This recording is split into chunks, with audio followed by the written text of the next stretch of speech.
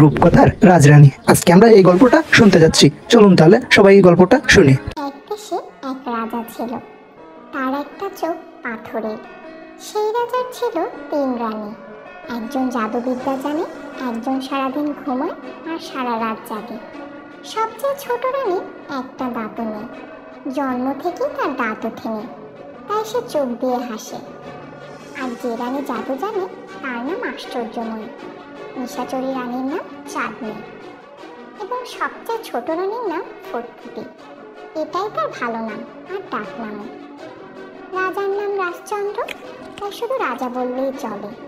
এই রাজাটি খুব চিনেবাদাম ভালোবাসে, তাই তার রাজপোশাকের 2 পকেট ভর্তি চিনেবাদাম থাকে সবসময়।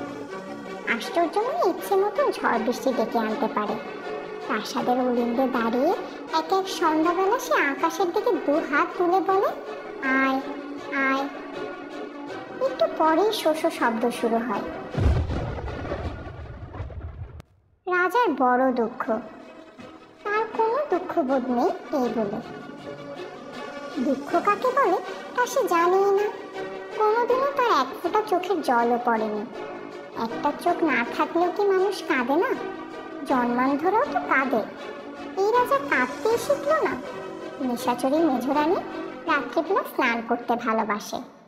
রাজপ্রাসাদের পেছন দিকে অনেকটা বাগান, তার পাশে একটা ছোট নদী। নদীটি ছোট হলেও সারা বছরই ঝলঝল করে জলস্রোত। রাত্রিবেলা স্নান করলে আব্রু লাগে না। মধ্যরাত্রি পেরিয়ে গেলে ছোট নদীটিতে নেমে চাঁদনি মনের আনন্দে সাঁতার কাটে। আসল রাজ্য শাসন করে মন্ত্রী, সেনাপতি আর কোটাল। রাজা শুধু চিনেবাদাম খায় আর গল্প শোনে, দুঃখের গল্প। রোজই 1-2জন লেখক কবিকে ডেকে আনা হয়। তারা প্রাণপণে দুঃখের কাহিনী বানায়। রাজাকে কাঁদাতে পারলেই তো মিলবে প্রচুর পারিতোষিক।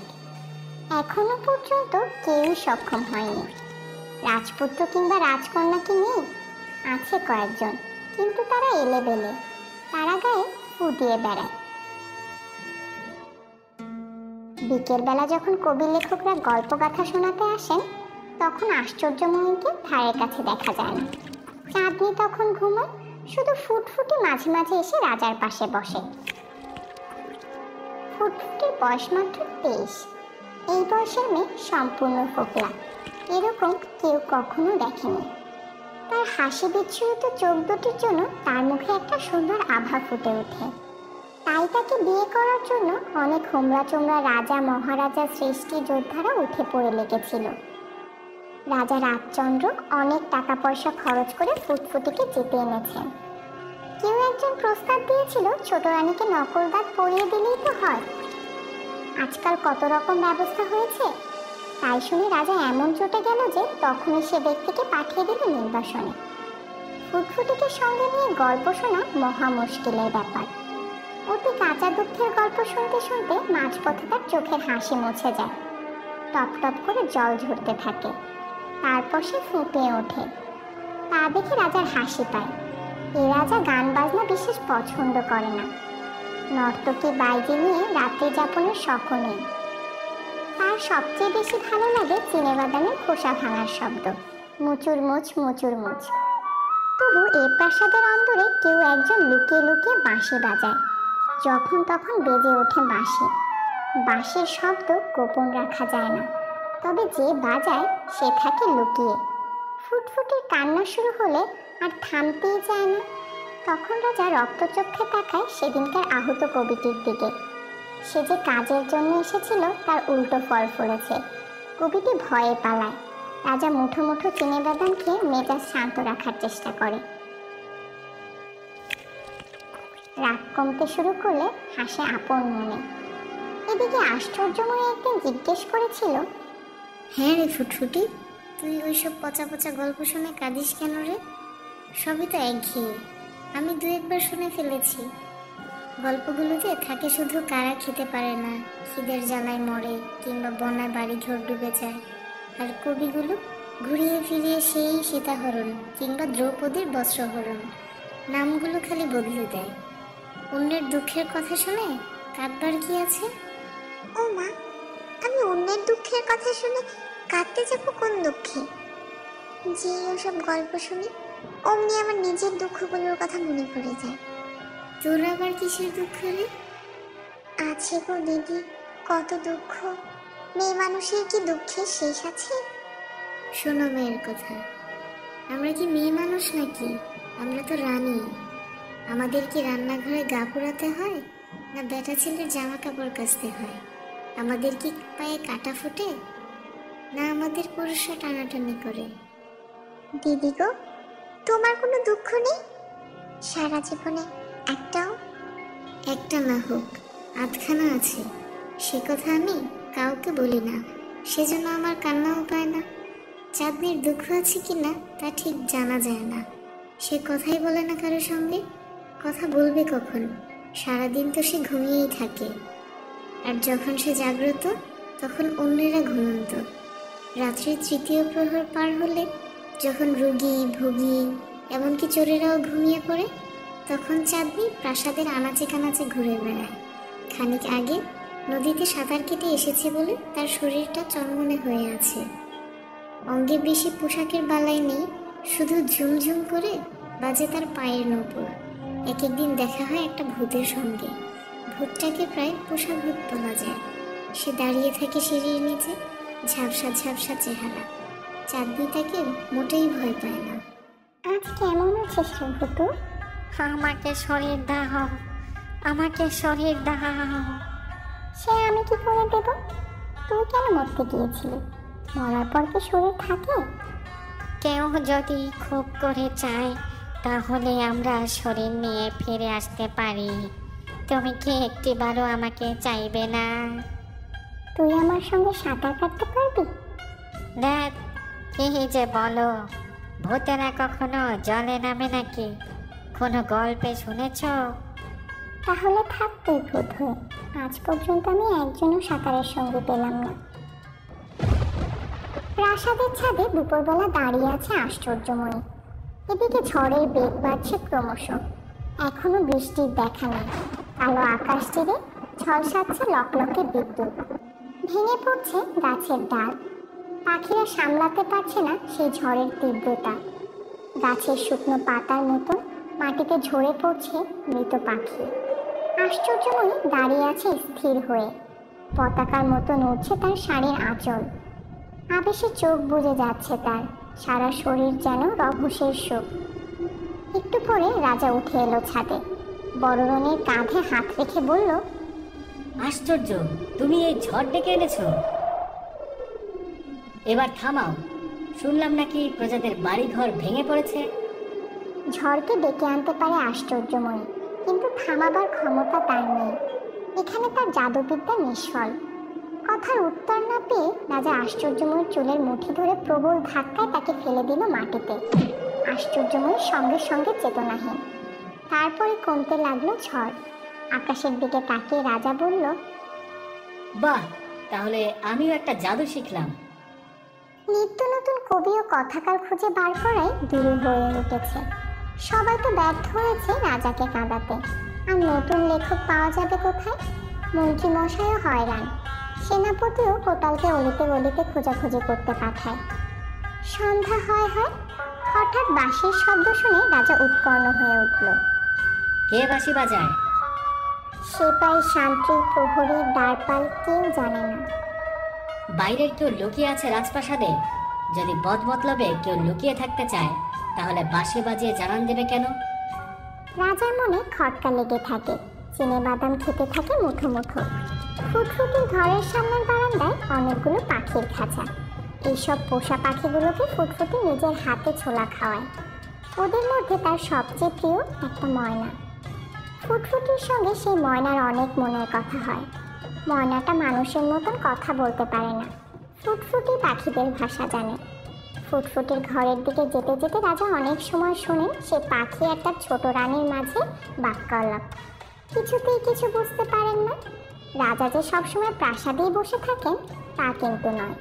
মাঝে মাঝে তিনি নগর পরিভ্রমণেও যান ছদ্মবেশে। কোনোদিন ফকির দরবেশ সাজেন, কোনোদিনও স্ত্রীলোক। নগরে ছড়িয়ে পল্লী গ্রামে চলে যান। শুনতে পান মানুষের ঝগড়াঝাটি, কান্নাকাটি। এসবও যেন পাখির ভাষার মতন। কিছুই তার বোধগম্য হয় না। একদিন একজন নবীন কবিকে ধরে আনা হলো। তার নাম সুজয়। এর আগে কয়েকবার তাকে অনুরোধ করা হয়েছিল, সে আসতে চায়নি। মহারাজ, আপনাকে কাঁদাবার মতন কোনো গল্প কবিতা আমার জানা নেই, তাই আমি এতদিন আসিনি।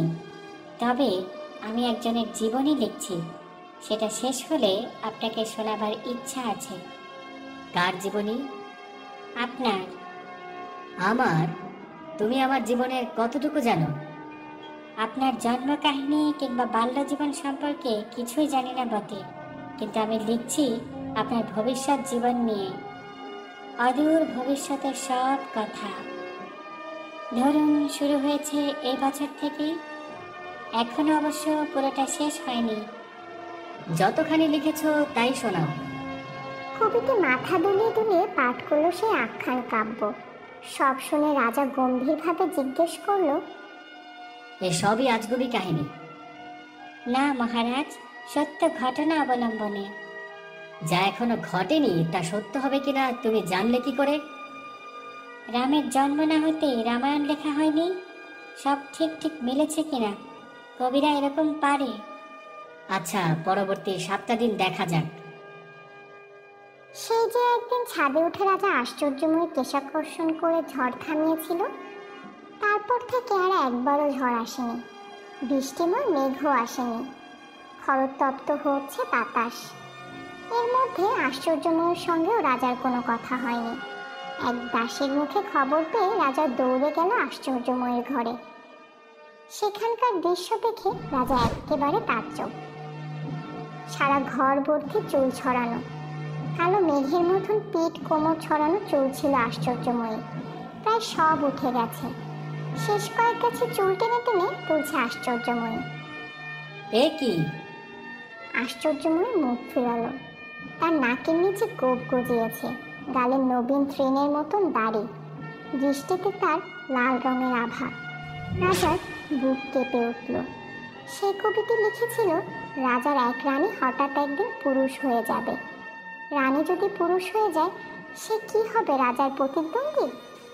দ্রুত সেখান থেকে বেরিয়ে এসে রাজা প্রহরীদের হুকুম দিল, এ ঘরের দরজা বন্ধ করে রাখো, আর কোনোদিনও খুলবে না।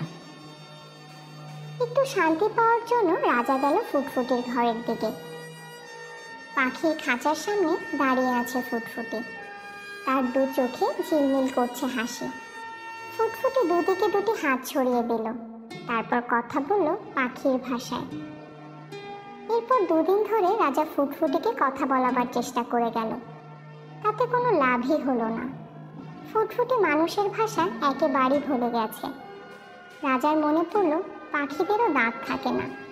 ফুটফুটি আস্তে আস্তে পাখি হয়ে যাবে কি তাহলে? দুপুরবেলা হাহা করছে বাতাস। প্রাসাদটা যেন বড় বেশি নির্জন। লোকজন সব গেল কোথায়? একজন প্রহরীকে দেখতে পেয়ে রাজা বলল, শিগগিরই মন্ত্রীকে ডেকে আনো। রাজা এলো চাঁদনির ঘরে। পালঙ্কে শুয়ে অঘরে ঘুমোচ্ছে চাঁদনি। রাজা তার শরীর ধরে নাড়াচাড়া করে বলতে লাগলো, ওঠ ওঠ। কেন কেন তুই প্রত্যেকদিন সারাদিন ঘুমাবি? কেনই বা তা আমি সহ্য করব? চাঁদনি উঠে বসলো, চোখ যেন খুলতেই পারছে না। আবার রাজার বকুনি শুনে সে চোখ মেলল অতি কষ্টে। তার চোখের রং সাদা। কাতরভাবে চাঁদনি বলল, মহারাজ, আমি দিনের বেলা দেখতে পাই না, সূর্যের আলো আমার সহ্য হয় না।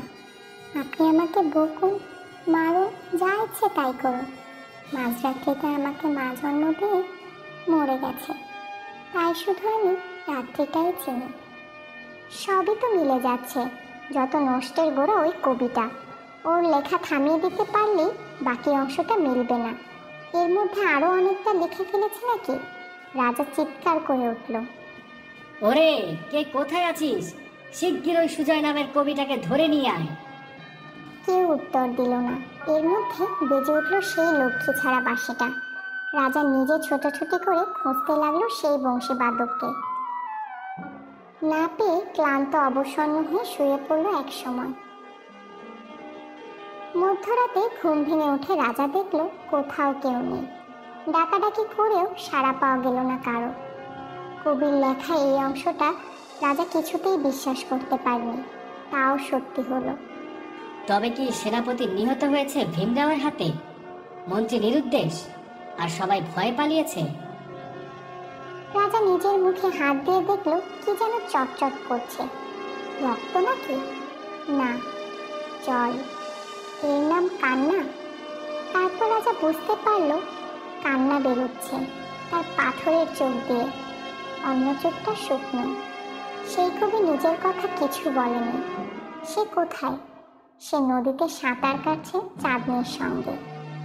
চাঁদনি এতদিন পর পেয়েছে তার সাঁতারের একজন সঙ্গী। দুজনে সাঁতরে সাঁতরে চলে যাচ্ছে ছোট নদী থেকে বড় নদীতে, তারপর সমুদ্রের দিকে।